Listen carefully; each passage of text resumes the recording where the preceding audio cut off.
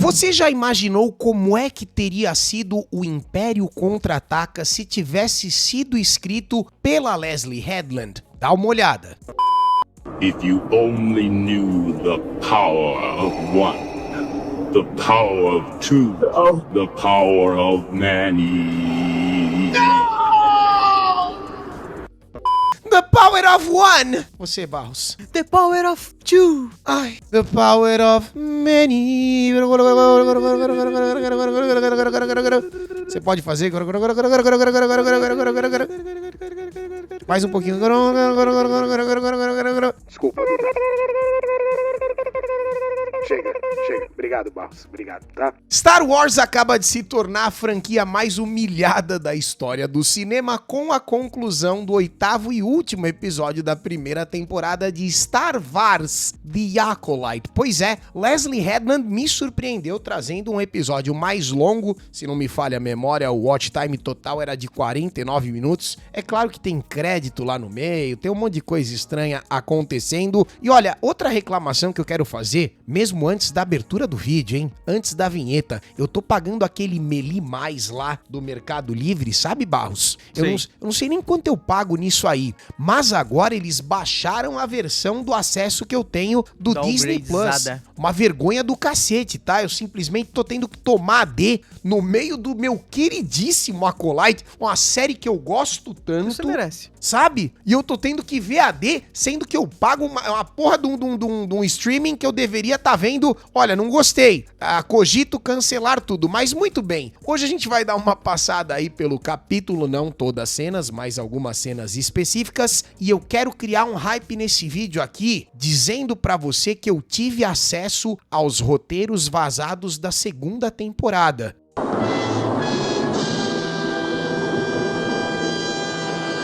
Portanto, se você quiser ir além do que foi na tela, hoje eu vou te trazer os principais eventos do episódio 8, mas principalmente o que acontece depois, o que vem a seguir em Star Wars The Acolyte. Olha o que esse cara chegou falando agora, cara!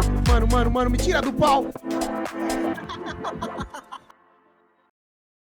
Perfeitamente, eu continuo sendo Gig e estou aqui com o Acrolyte de Barros. Fala galera, beleza? Aqui quem fala é o Pureza, tudo bem com vocês? Permaneço indignado com essa coisa do Mercado Livre, tá? Meli Mais, eu tô pagando essa besteira aí pra VAD, bicho, vocês estão de brincadeira. Olha, eu não quero ficar pensando, senão o cerebelo já dá uma fervida aqui, eu vou ficar explodindo. Antes da explosão, corre comigo nos frames.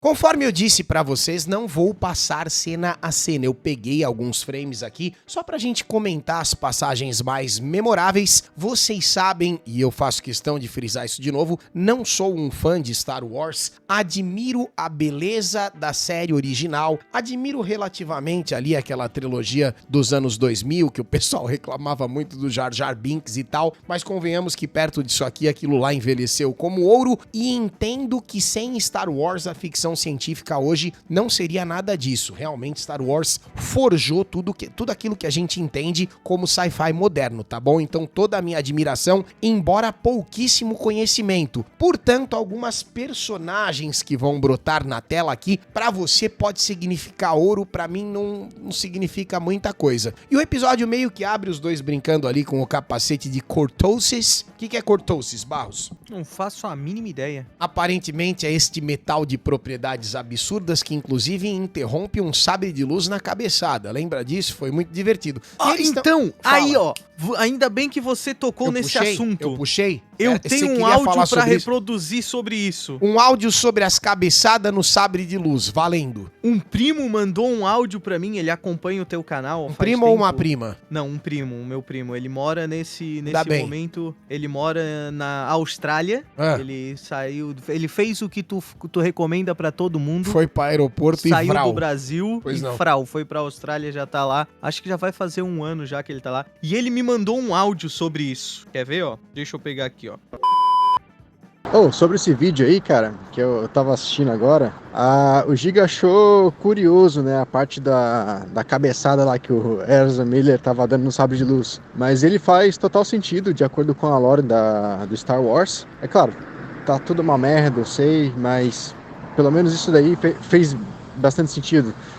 Mas no início, os Jedi, eles tinham um inimigo, que eram os Mandalorianos. Os Mandalorianos, eles criaram uma armadura feita de um metal chamado Beskar, e esse Beskar, ele aguentava golpes de sabre de luz. Então o sabre de luz, ele curvava na armadura das pessoas. Tanto é que os Mandalorianos, eles eram assassinos de Jedi, justamente por conta dessa característica única que essa armadura deles tinha. Então, por isso que faz o total sentido a armadura dele ali, tipo, não sofrer danos com a questão do sabre de luz. E essa é a única parte que eu achei interessante dessa série e infelizmente tá tudo muito ruim, cara. Mas poderia ter sido uma coisa muito melhor. Eu só não sei se na lore ele desligava o sabre de luz, mas eu sei que eles não sofriam dano, os danos não eram infligidos na armadura de Beskar. Muito bem, então de acordo com o primo do Barros, que supostamente é um especialista em Star Wars, eu sei lá se é, algumas coisas fazem sentido. E inclusive, deixa eu já te alertar, eu não pretendo só meter o pau neste vídeo aqui não, tá? Teve muita coisa do episódio 8 que eu gostei e inclusive te peço desculpas por isso e pra toda a Liga Nerdola. Mas Barros, manda um beijo pro seu primo primeiro, pá. Isso aí, beijo Gui, saudade desse Toba, tamo junto. Eu ia falar pra ele ver se volta logo, mas não volta não, fica aí não que tem aqui no Brasil... Cara, a taxa tá feia. O cara tá fora do Brasil, deixa ele se divertir, tá bom? E teve algumas passagens aqui que eu curti. Conforme a gente for adiantando aí os frames, eu vou falando pra vocês, tá? Basicamente, eles estão divididos no princípio do episódio nesses dois núcleos, que é o planeta desconhecido, onde estão, né, as gêmeas, a Ruth e Rutinha estão trocadas, e o Mestre Sol tá dando uma sopa ali pra ver se a outra foge também, porque não existe outro significado pra essa cena senão esse.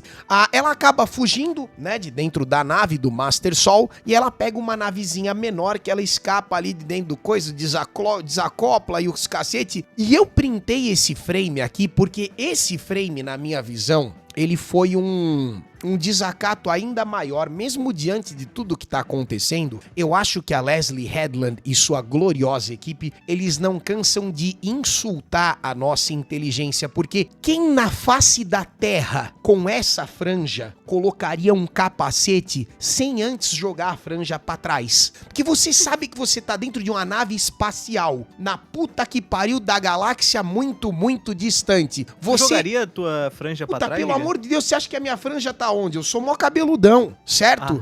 Tenho muito cabelo na minha cabeça. Eu sempre que eu ponho a touca, eu ajeito o cabelo pra trás. Agora, pra essa menina aqui, o que importa são os pontos de estilo, percebe não? Então ela deixa a franjinha fofa, né? Numa aparência, talvez uma referência a um sheepdog, não sei, com toda a possibilidade de tapar a visão dela com esses cabelinhos. Tudo pode acontecer e ela nem pra ter o capricho de jogar o cabelo pra trás e botar o capacete, que inclusive a deixaria mais bonita, mas não, ela fica com esse visual aqui completamente inexplicável de uma pessoa que... A pessoa que bota um capacete desse jeito e senta pra pilotar uma nave não tem a mínima chance de ser bem sucedida, mas ela é. Dá tudo certo pra ela, porque afinal de contas a Amandla é muito foda e os efeitos especiais dessa sequência aqui é meio que um cinturão de asteroides. Eu adorei, tá? Eu não vou criticar isso aqui não, porque eu achei bonito pra caramba. Eu vi um pouquinho do dinheiro, né? Mesmo com aquela... Eles botam um filtro pra ficar com cara de Star Wars antigo. E olha, eu acho isso de bom gosto também. Mas eu gostei da perseguição, embora o final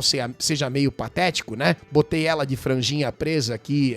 Eu não consegui entender a posição desse capacete, mas beleza. E ela acaba caindo lá na casa do cacete, que é onde ela tinha que ter caído mesmo. Mestre Leite Cru.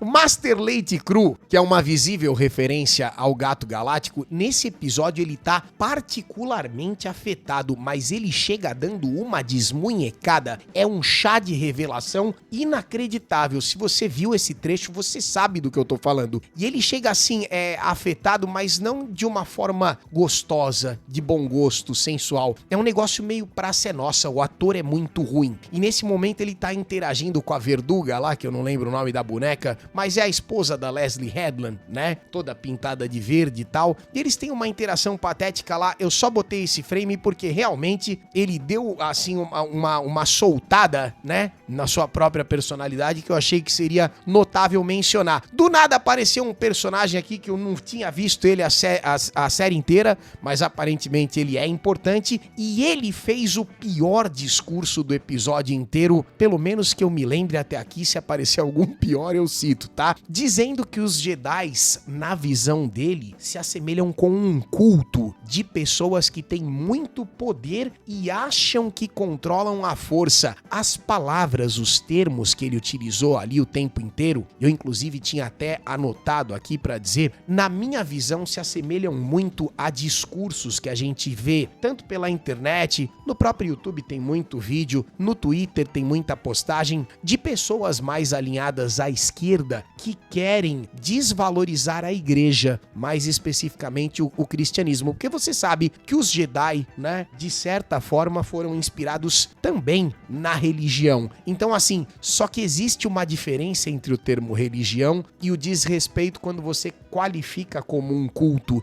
e ele pinta os Jedi dessa forma porque a gente sabe que em Star Wars The Acolyte tudo é relativo, inclusive o bem e o mal. Afinal de contas, a gente viu a entrevista do atorzinho lá, o personagem dele já morreu, eu sei, mas aquilo que ele disse em entrevistas antes mesmo da estreia da série, aparentemente era brifado, não era uma conclusão dele mesmo. A intenção dessa série aqui é relativizar, é mostrar que os Jedi talvez não estejam tão certos assim. Quando a gente sabe que no core da série, mesmo eu que não conheço muito, não existe isso. Os Jedi são o bem e os Sith são os maus. Só que a partir de agora não. Agora tudo é uma questão de ponto de vista. Talvez os Jedi sejam apenas um culto, né? Um bando de maluco que tenta seguir ali alguns líderes e acham que de alguma forma influenciam ou controlam a força. E ele bota mais ou menos com essas palavras, repetindo mais uma vez, de uma forma tão assim agressiva que eu já vi em outros discursos aí de quem desvaloriza a religião alheia. Passando daqui, printei a Verduga porque ela é engraçada, ela também é uma atriz muito limitada, né? Como se repete com diversos seres humanos que estão presentes nessa série aqui. Master Leite Cru é terrível, a Verduga também é uma atriz fraquíssima, a própria protagonista, a Amandla, né? Embora algumas pessoas defendam, ela é muito, muito limitadíssima enquanto atriz. Printei o retorno dos Tripococositos, lembra dele? Lembra dessa família de Tripococositos? Eles aparecem de novo, achei bonitinho, botei eles ali. E essa daqui continua num puta clima de lua de mel com Ezra Miller da Shopee, simplesmente nenhum comentário com relação a eles dois. Existe uma sequência de mais ou menos 3 segundos, onde aparece um personagem que, de acordo com o fã de Star Wars, é muito importante. Eu não faço a mínima ideia de quem seja, parece que o nome é Darth Plagueis, ou alguma coisa assim, o cara da praga, um Sith importantíssimo na lore de Star Wars. Em The Acolyte, ele parece aquela criança gordinha que tem vergonha das visitas. É só isso. Ele olha de longe assim com a mãozinha e tal. Ai meu Deus, tem gente aí? Então eu me escondo de novo. E é isso. Essa é toda a aparição que você vai ver desse fulano. Ele simplesmente não voltará a aparecer. São 3 segundos extremamente envergonhado. É o palhaço It saindo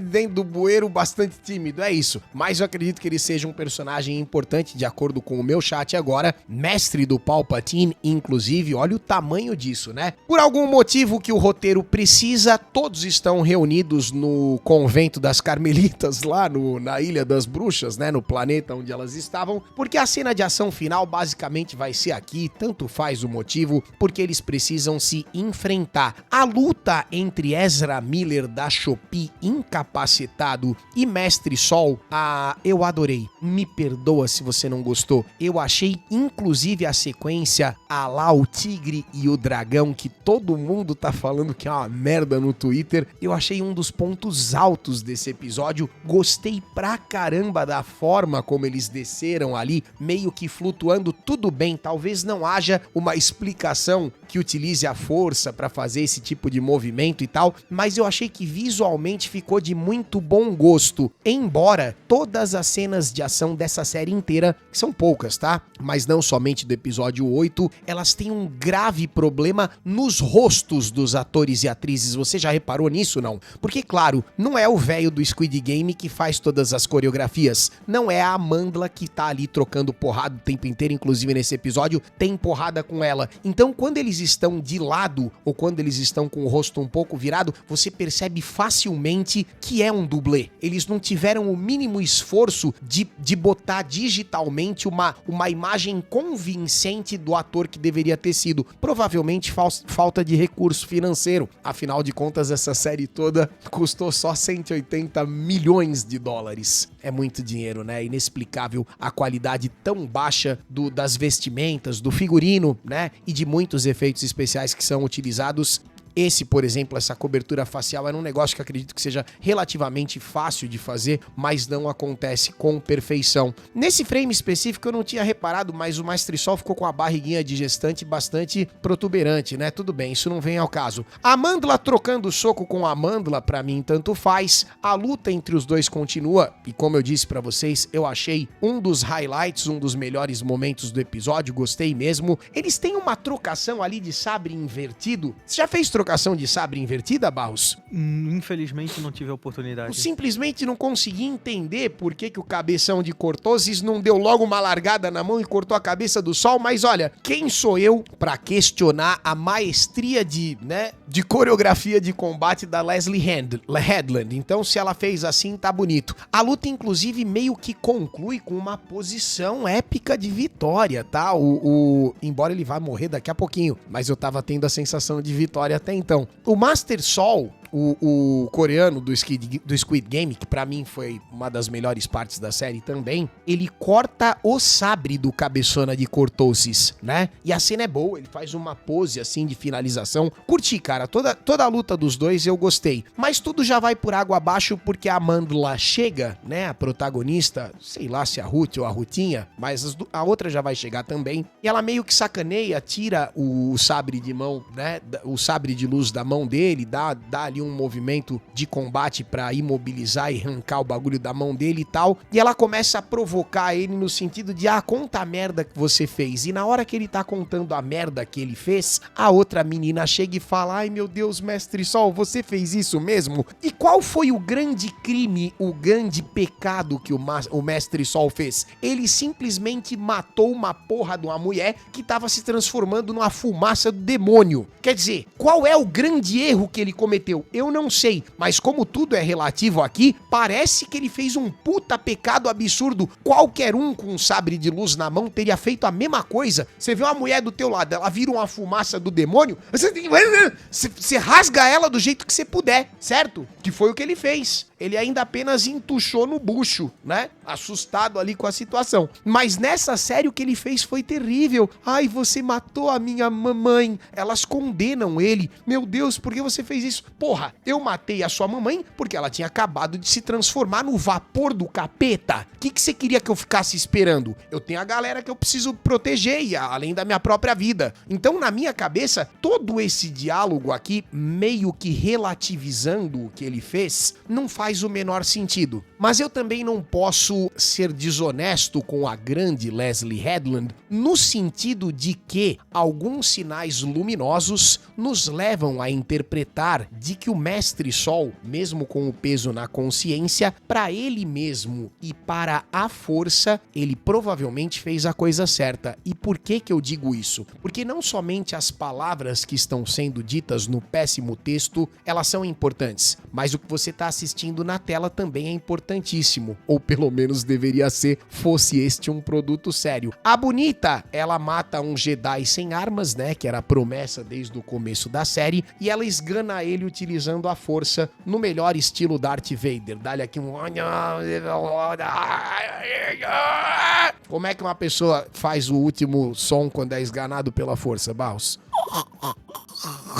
E é isso que acontece com ele, ele cai duro no chão. E enquanto ela tá esganando o Master Sol, você percebe que o sabre de luz... Tá tudo bem aí, irmão? Você tá esganado até agora? Foi difícil. difícil essa interpretação, né, Barros? Nossa, minha garganta quase foi pro saco. Você percebe que enquanto ela tá esganando ele utilizando a força, ela tá segurando o sabre de luz com a mão esquerda. E o Cristal Kyber, que é o que dá poder, né, o que dá energia pra porra do sabre de luz, ele tá mudando de cor dentro do sabre, dando pra você, claro, a mensagem literal de que ela está trocando de lado na força. Então, a Osha, que é essa boneca aí, ela tá saindo do lado da luz e ela tá indo para sombras. Ela tá indo pro lado negro da força, sacou? Ela está transicionando no momento em que ela assassina o Master Sol. É transicionando. E começou a lacração. No sentido de Star Wars. O Mafinha, que é meu irmão e gênio, e eu assisti o vídeo dele sobre isso, ele falou no vídeo dele mais recente a respeito de Acolyte, que o maior problema dessa série hoje nem é a lacração, é o texto podre, é o texto fraco, né? É realmente roteiro. Só que tem algumas coisas aqui que dá pra gente elogiar e eu tô tentando fazer isso agora, tenha paciência comigo. Quando ela dá o choke, né, sufoca, ela tá esganando o Master Sol, o Cristal Kyber muda de cor e você percebe que ela trocou de lado na força. Ou seja, ao matar o Mestre, né, ao assassinar o Mestre Sol, ela imediatamente foi pro lado sombrio da força e em nenhum momento você observou a mesma coisa acontecendo com o Mestre Sol. O sabre de luz, durante toda a série, né, o sabre de luz dele permaneceu azul. Eu, na minha visão de quem não manja nada de Star Wars, me corrijam nos comentários se eu estiver errado, mas eu entendi que se ele estivesse errado no que ele fez lá 16 anos atrás, matando a fumaça do capeta, se ele tivesse feito alguma coisa terrível ali, de fato, alguma coisa do mal, ele provavelmente teria ido pro lado sombrio da força também. Faz sentido o que eu tô falando? Por favor, me corrija, porque é uma conclusão de um noob. Eu acho que o sabre dela mudou de cor porque ela foi pro braço do capeta, mas o Mestre Sol, a meu ver, ele morreu sem ter feito nenhum tipo de flerte com o capiroto. Tá entendendo? Faz sentido o que eu tô falando? Eu interpretei dessa forma e vou te falar, na minha interpretação, eu achei de bom gosto. Eu falei pra você que eu ia elogiar uma coisa ou outra aqui, porque mesmo o texto dizendo que a Osha e a May, ele matou o nosso pai, a nossa mãe, o nosso pai, você entendeu o que eu quis dizer, certo? Naquele casal, um era o pai e o outro era a mãe, mas não vamos entrar nesse mérito. Ele matou a nossa mãe, que papel tanto faz. Mas assim, embora o texto dissesse uma coisa, na tela eu vi outra. Eu vi um Jedi sendo assassinado por uma nova Sith. Foi o que eu testemunhei, sacou? Então, na minha visão, o Mestre Sol morreu incólume, sem ser tocado pelo mal, e elas julgaram ele ali com palavras e ao se vingar viraram merda, viraram sombrias. Essa é a minha interpretação. O Mestre Sol morreu, pra mim, o pingo de graça que a série tinha já acabou de acabar, né? Que já tava insuportável. Mas depois da partida dele foi o fim de tudo. A Verduga chega no planeta, e a gente tem que prender, cadê o Ezra Miller da Shopee? Que inclusive discípulo dela, tá? Aquela história de que as marcas nas costas dele eram chicotadas de dominatrix de luz. É exatamente isso. Por algum motivo ela era mestre e chicoteou ele gostoso. Não sei se numa sessão de BDSM, algum tipo de fetiche, mas aconteceu isso aí. A Verduga de fato puniu. Ó lá, Mestre Sol todo cagado ali no meio das formigas. Jedis da diversidade, se você gosta realmente de conhecer novos personagens insignificantes e sem presença de palco nenhuma, prepare-se porque vem uma horda de Jedi aí que não quer dizer absolutamente nada. As duas irmãs se encontram, né? E agora elas se perdoam porque, na cabeça delas, o malvadão foi o Mestre Sol, né? O nosso queridíssimo coreano do Squid Game. E a irmã, a gente é uma só, né? The Power of One, aquele papo todo, tá ligado? Tem uma poesiazinha delas lá que eu não vou lembrar, mas nascida como duas, embora sempre uma só, porque elas não são gêmeas, elas são a mesma pessoa, então tem essa putaria aí envolvida no lance. O Ezra Miller da Shopee fala assim, uma vem comigo e a outra vai se fuder. Basicamente isso, a decisão dele. Ele leva a Osha pra treinar e ele tira a memória da Mei pra que ela possa voltar e viver lá no meio dos Jedi, uma coisa assim. Master Late Crew fala, pare que você está presa! E a menina fala pra ela, eu tô presa por quê? Ele, também não sei, mas vamos. Basicamente é esse o diálogo, ele também não sabe de nada. E essa foi uma outra explicação interessante da Leslie Headland. Lá vou eu defender essa filha da puta de novo. Quando eles chegam lá em Coruscant, se não me falha a memória, esse é o nome do lugar onde tem o conselho, o QG dos Jedi, vamos chamar assim de forma bem porca. Quando eles chegam lá, a menina tá com a Mei, né? Ela tá com a mente apagada e agora ela tem as recordações de quando ela tinha 8 anos, maluco, não quer dizer nada. Inclusive, em diversos momentos, essa série, ela flerta com uns absurdos. Eu não consigo entender e justificar a fixação que o Mestre Sol tinha por essa mulher enquanto ela era criança. Pra mim é um negócio que beira o criminoso, sacou? Eu não quero falar a palavra, mas você já entendeu. É uma falha desse personagem que não tem como relevar. Eu gostei da interpretação do ator, né? Achei que ele mandou muito bem, achei que o personagem é interessante, mas aquele desespero de querer levar a criança com ele o tempo todo, desprezível. E aí no final essa outra aqui volta a ter a cabeça de uma criança de 8 anos. Ou pelo menos as recordações que ela tinha. Vai acontecendo coisas nessa série, entendeu? Por exemplo, nós somos duas, mas somos uma só. Se você parar pra refletir um pouco sobre isso e colocar o chapeuzinho de alumínio, agora você vai ter que pôr. Bota o chapeuzinho. Ah, e qual o seu gênero? Sou um pinguim de 2 espíritos. Já ouviu esse papo, não? Ah, eu sou o meu gênero de 2 espíritos, porque...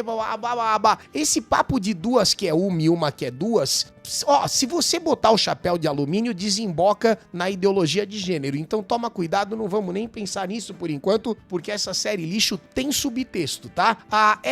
O final é desprezível, cara, não tem como elogiar. Ela bota tudo no cu do Mestre Sol. Ela conta aí pra esse conselho que foi ele que matou todo mundo, foi ele que fez toda a merda e nem justifica, ela nem menciona a existência daqueles Sith que estavam por ali, né? Inclusive o cabeça de Cortoses, o Ezra Miller da Shopee. E aí eu até achei, me corrija nos comentários de novo, eu até achei que a Leslie Headland amarrou bem isso daqui, porque meio que justifica todas aquelas contradições que a gente tinha visto anteriormente do cabeça de piroca que falou, os Sith não são vistos há 1000 anos e tal, porque se tudo aconteceu naquele planetinha e todo mundo que testemunhou morreu, menos ela, só ela sabe do Sith, sacou? Só ela sabe daquele rolê, porque aqueles Jedi todos da diversidade dos outros episódios morreram. Todo mundo que viu o que rolou morreu. Só essa nova horda aí que tava com ela, mas aqueles não viram porra nenhuma. A única testemunha dos eventos viva no final dessa fita é ela, cabeçona de Cortoses, e as 2 gêmeas, que agora são uma pessoa só. Não achei que a Leslie Headland foi mal nessa conclusão aqui não, embora tudo seja desprezível. Me corrija se eu estiver errado, por favor, mais uma vez te digo. Ela bota tudo no rabo do melhor personagem, a culpa foi do Mestre Sol, ele era um Jedi que went rogue, virou traíra, né, matou todo mundo e puta que pariu, um papo assim. E a série meio que termina com o Ezra Miller da Shopee e a Osha lá na Ilha do Sexo, né, a Ilha da Pegação, no planetinha lá onde eles estão treinando, que acredito que seja o planeta onde o próprio Darth Plagueis está lá se comportando como um gordinho tímido, e os dois estão olhando pro horizonte para viver as mais loucas posições sexuais aí numa próxima 2ª temporada ou algo assim. A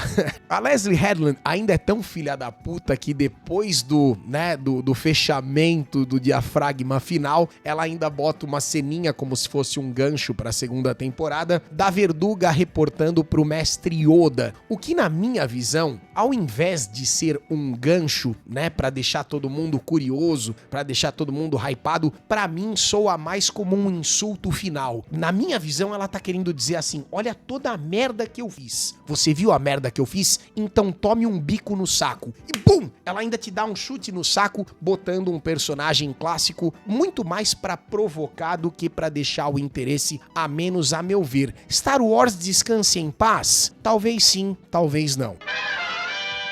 Muito bem, então este foi o 8º e último episódio de Star Wars The Acolyte, primeira temporada, e conforme eu disse pra você antes mesmo da abertura desse vídeo, eu não vou te deixar apenas com estas informações, eu fui além. Dessa vez eu me superei, Barros. Eu consegui... O que você trouxe pra nós? Malandro, você veio mais uma vez dar o furo, só que agora no canal o meu principal. furo está cada dia mais largo e eu trouxe pra vocês informações que absolutamente ninguém tem. São exclusivas. Exclusivas.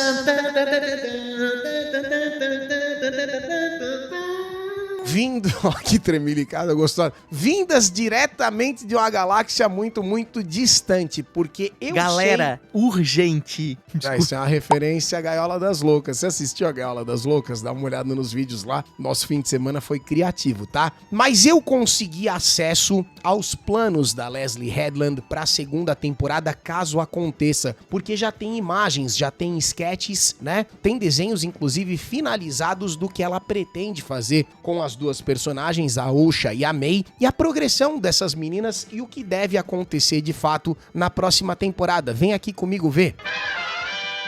Então, o que acontece? Eu vou tentar explicar pra você, eu dei uma lida né, no roteiro e vi os sketches e tal, vou te passar. Na segunda temporada, e inclusive pode se estender por uma terceira se o sucesso continuar, as meninas crescem, elas deixam de ser jovenzinhas com aquele corpinho de Zendaya e se tornam mulheres, de fato, com um corpão da porra, estilo Beyoncé, né? Uma mulher mesmo, bonita, e não Anya Taylor-Joy, essa beleza infantilizada que Hollywood insiste em esfregar na nossa cara como se fosse um mulherão, e a gente sabe que não é. Elas crescem e acabam se reencontrando. A May treinou por um lado, a Osha treinou por outro, mas no futuro elas acabaram atuando juntas. Por quê? Porque elas eram tão poderosas que o bem e o mal da força passaram a não fazer mais sentido, afinal de contas é tudo relativo, e você percebe que elas estão, inclusive, entrelaçando os dois lados da força de forma relativa total, e isso é demonstrado pela cor do sabre de luz delas, que é um sabre de luz branco, é um sabre de luz da paz, porque elas manipulam tanto o lado sombrio quanto o lado da luz. Elas são o maior sucesso da galáxia. Essas mulheres salvam incontáveis mundos por todo o universo, mas mesmo assim elas nunca estão satisfeitas. Por quê? Porque elas sabem que elas nasceram em dois corpinhos, mas elas são uma pessoa só. E num momento de fraqueza, mesmo depois de ter acabado com todos os conflitos e pacificado todas as galáxias, elas vão até um planeta muito distante, onde lá eles possuem uma tecnologia ainda experimental, mas muito parecida com os brincos Potara. Você já ouviu falar disso? Já, pô. Fusão! Só que não é tão bonitinho quanto os brincos do Dragon Ball. Aqui é uma cirurgia. E qual é a intenção dessa cirurgia? Não é redesignar nada disso. Calma, a intenção é fundi-las em um único corpo para que através dessa tecnologia, com o auxílio da força, elas se tornem finalmente um único ser. Porque foi assim que elas nasceram. Elas nasceram uma só em dois corpos. E agora qual que é a ideia? É fazer as duas em um único corpo para que elas se tornem o ser supremo da galáxia finalmente. Porém, nada desses planos funciona da forma que elas esperavam, e durante a cirurgia, que é muito tensa e terrível, conectando as duas personas, cérebro, corpo, coração, persona, espírito de dois pinguim, tudo aquilo se fundindo, né? Os elementos, a força, o lado sombrio, o lado da luz, um espremedor de laranja, Charlie Brown, yeah. Uma grande explosão acontece.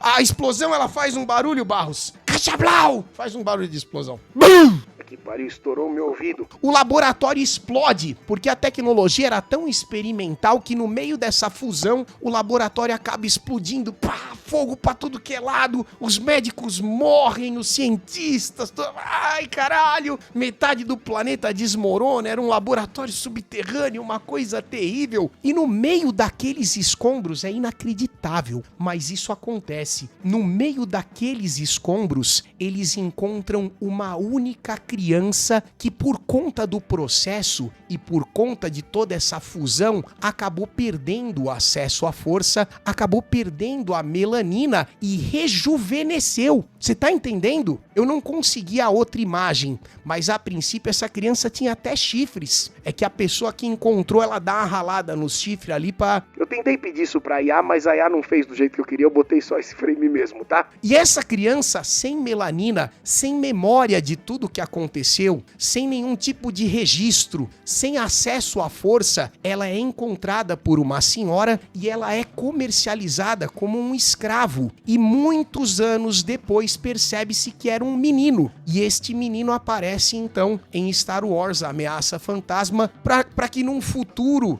aí a história você já conhece, no futuro um pouco distante, ele acaba se tornando Darth Vader. Então quer dizer, toda a história se conecta e a gente percebe que desde o início a gente estava acompanhando mais uma vez a origem do Darth Vader. Olha que coisa maravilhosa, cara. Eu espero que essa primeira temporada do Star Wars The Acolyte obtenha os números necessários para que essa super produção possa continuar, porque sinceramente, diante desse roteiro que eu tive acesso, eu não vejo a hora de continuar assistindo, tá bom?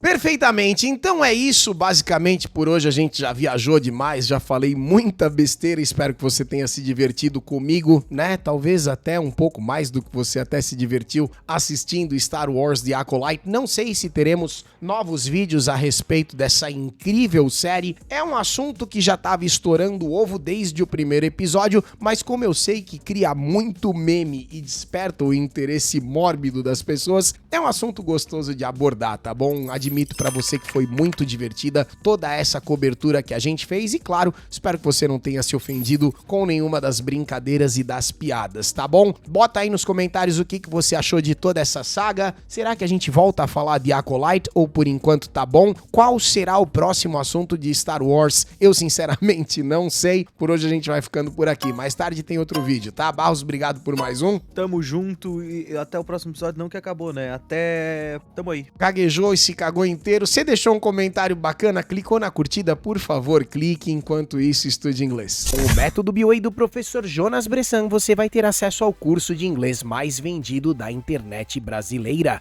Aprenda agora e mude a sua vida. Tem um link especial com um super desconto para você aqui na descrição desse vídeo.